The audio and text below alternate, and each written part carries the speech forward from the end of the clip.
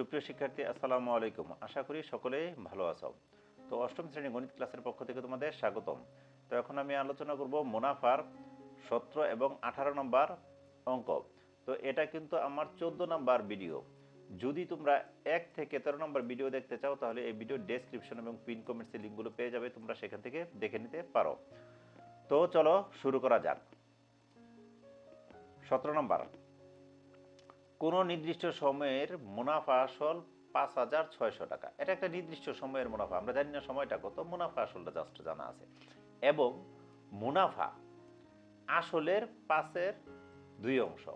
তাহলে মুনাফা আয়ের মানটা হবে কি, আসল যদি হয় পি তার 5 ভাগের 2 ভাগ। আসল আমরা সাধারণত পি দ্বারা প্রকাশ করি, আর মুনাফাকে আই দ্বারা প্রকাশ করা হয়। মুনাফা বার্ষিক শতকরা 8 টাকা হলে, এই যে মুনাফা শতকরা 8 টাকা, এই অংশটুকু কিন্তু মুনাফার হার, এখানে কিন্তু 8। সময় নির্ণয় করতে, অর্থাৎ কিসের মান নির্ণয় করতে বলছে, এন এর মান নির্ণয় করতে বলছে। তো আমরা কিন্তু এখানে মুনাফাও জানি না, আসলও জানি না, জাস্ট মুনাফা আসল এর মান জানা আছে। এর মান জানা থাকলে আমাদের যদি আই বা পি কোনোটার মানই জানা না থাকে, তাহলে সেই ক্ষেত্রে কি আমরা বের করতে পারবো না। তো এখানে আমরা কি করব, জাস্ট আসলটাকে ধরে নেই। আসলটা একটা জিনিস আমরা ধরে নিই, যে কোনো কিছু ধরে নিতে পারি আসলকে। তো আমরা মনে করি কি, মনে করি আসল পি সমান x টাকা। তাহলে মুনাফা কি আসলের 5-এর 2 অংশ। তাহলে মুনাফা, দেখো এই অংশটুকু আর এই অংশটুকু কিন্তু একই। যেমন বলা হচ্ছে কি, মুনাফা আসলের 5-এর 2 অংশ। এখানে লিখছি কি, মুনাফা সমান আসল এর, লের মানে এর 5-এর 2 অংশ বা 5-এর 2 টাকা। তাহলে কি আসলের 5-এর 2 টাকা, এটা কিন্তু আমরা মুনাফা পাইলাম। তো আমরা কি এই পি এর মান ধরছি কত, x। তো এখানে হবে এর মানে কি গুণ। তো x এর নিচে মনে মনে 1 আছে, তো x হলো হর, সরি লব, x হলো লব, x আর 2 গুণ করে হবে কত, 2x। আর x এর নিচে মনে মনে 1 আছে, 1 আর 5 গুণ করলে হবে 5, অর্থাৎ 5 ভাগের 2x টাকা হলো কি আমাদের মুনাফা। আমরা কিন্তু মুনাফা পেয়ে গেলাম। এরপরে কি বলা আছে, মুনাফা বার্ষিক শতকরা 8 টাকা হলে, এই 8 টাকা কি মুনাফার হার। তাহলে আমরা লিখব কি, মুনাফার হার আর ইকুয়াল টু 8%। 8% লিখলাম। বের করতে বলছি কি সময়, অর্থাৎ সময় n ইকুয়াল টু হোয়াট। যেহেতু আমরা 17 নম্বর অঙ্ক করতেছি, অবশ্যই আমরা n সমান সূত্রটা জানি। তাহলে আমরা লিখব, আমরা জানি n equal to i by pr। তো এখন আমরা i এর মান বসাবো। i এর মান কি দেখো, 2x বাই 5। তাহলে i এর মান হলো কত, 2x বাই 5, অর্থাৎ 2x ভাগ 5। তো p এর মান কি, p এর মান হলো কত, x। লিখলাম x, তারপর গুণ চিহ্ন দেব। r এর মান কি, 8%। তো আমরা যখন r এর মান বসাই, তখন r এর মান কি কত দ্বারা ভাগ দেই, 100 দ্বারা ভাগ দেই। যখন r ছাড়া অন্য কিছু বের করব, তখন কিন্তু 100 দ্বারা ভাগ হবে। এরপর কি, আমরা এভাবে টান দেব। টান দিয়ে দেখো উপরে ভগ্নাংশ আছে, লিখলাম 2x। সেম ভাবে লিখলাম। পরে 8 আর x এ গুণ দিলে হয় কত, 8x। আর নিচে থাকে কত, 100।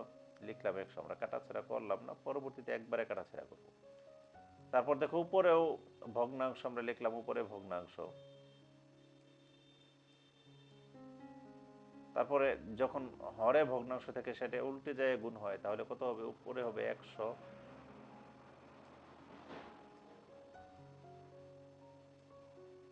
নিচে হলো 8x। এখন এই x আর এই x কিন্তু কাটা যায়, তাই না? এই 5 ধারা যদি একে কাটি, কত হয়, 5 20 100। এখন 5 20 100 হয় না। এখন যদি এটাকে আমরা 4 দ্বারা কাটি, 4 5 কত হয়, 20। আর 4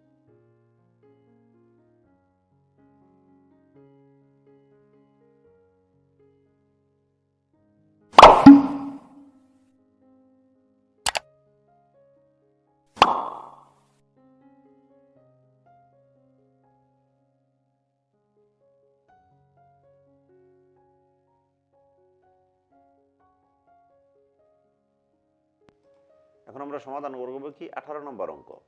তো জামিল সাহেব পেনশনের টাকা পেয়ে 10 লাখ টাকার 3 মাস অন্তর মুনাফা ভিত্তিক 5 বছর মেয়াদি পেনশনার সঞ্চয়পত্র কিনলেন। তাহলে কি তিনি 10 লক্ষ টাকার সঞ্চয়পত্র কিনছে, 3 মাস অন্তর অন্তর ওই 10 লক্ষ টাকার মুনাফাটা তিনি উঠিয়ে ফেলবেন। টাকাটা তিনি রাখবেন কিন্তু টোটাল 5 বছর। মানে তিনি এই 10 লক্ষ টাকা ব্যাংকের সাথে চুক্তি করলেন যে 5 বছর রাখবেন, কিন্তু তিনি 3 মাস পর পর কি করবে, মুনাফাটা উঠিয়ে ফেলবে। বার্ষিক মুনাফার হার 12% হলে তিনি প্রথম কিস্তিতে অর্থাৎ এই প্রথম 3 মাস পর কত মুনাফা পাবেন। তাহলে তিনি টাকা রাখছেন কত, 10 লক্ষ টাকা, এটা তার আসল। তাহলে আসলকে পি দ্বারা প্রকাশ করা হয়। তিনি মুনাফাটা উঠাবেন কত, 3 মাস পর পর, এই জন্য সময় হলো 3 মাস। এখানে 5 বছর কিন্তু কাউন্টে আসবে না আমাদের হিসাব করার ক্ষেত্রে, কারণ তিনি টাকাটা 5 বছর রাখবেন, কিন্তু 5 বছরের মুনাফা আমাদের বের করতে হবে না। তাহলে এখানে কি বার্ষিক মুনাফার হার 12%, প্রথম কিস্তিতে অর্থাৎ 3 মাস পর তিনি কত মুনাফা পাবেন বের করতে হবে, মুনাফা আই। তো আমরা এখানে সমাধান করব কিভাবে, দেওয়া আছে আসল পি সমান 10 লক্ষ টাকা। এই যে এই আসলটা কত, 10 লক্ষ টাকা। সময় কিন্তু 3 মাস। কেন 3 মাস, তিনি কিন্তু 3 মাস পর এই মুনাফাটা উঠাবেন, তাই না? তাহলে এখানে 3 মাস দিয়ে কি অঙ্ক করা যাবে? করা যাবে না, কিন্তু আমাদের মাসকে বছরে রূপান্তর করতে হবে, কারণ এখানে বার্ষিক মুনাফার হার এই কথাটা বলা আছে, তাই না? তাহলে এখানে বার্ষিক অর্থাৎ এই মাসকে আমরা কি করব, বছরে রূপান্তর করব। মাসকে বছরে রূপান্তর করতে গেলে আমাদের 12 দ্বারা ভাগ দিতে হয়। তাহলে 3কে 12 দ্বারা ভাগ দিলেই হয়ে যাবে বছর। তো এখানে কিন্তু মাস লেখা যাবে না, লিখতে হবে কি বছর। এই হয়ে গেল। আমরা যদি কাটাকাটি করি, 3 একে 3, 3 চারে 12, তার মানে কি 4 ভাগের 1 বছর। আমরা কিন্তু বছর পেয়ে গেলাম। এখন দেখো এখানে মুনাফার হার কত আছে, এই যে মুনাফার হার 12% না? তো মুনাফার হারকে কি দ্বারা প্রকাশ করে, আর দ্বারা। তাহলে আমরা এখানে লিখবো মুনাফার হার আর ইকুয়াল টু 12%। বের করতে বলছি কি আমাদের, এই যে কত মুনাফা পাবেন, তাহলে মুনাফাকে কি দ্বারা প্রকাশ করে, আই দ্বারা। তাহলে মুনাফা আই ইকুয়াল টু হোয়াট। তো আমরা 18 নম্বর অঙ্ক করতেছি, সেই জন্য আমরা আগে থেকে জানি যে আই সমান সূত্র কি, মুনাফা আই সমান সূত্র হলো পি এন আর। তাহলে আমরা জানি কি I equal to P N R. তো এখন আমরা পি এর মান বসাবো, এন এর মান বসাবো এবং আর এর মান বসাবো।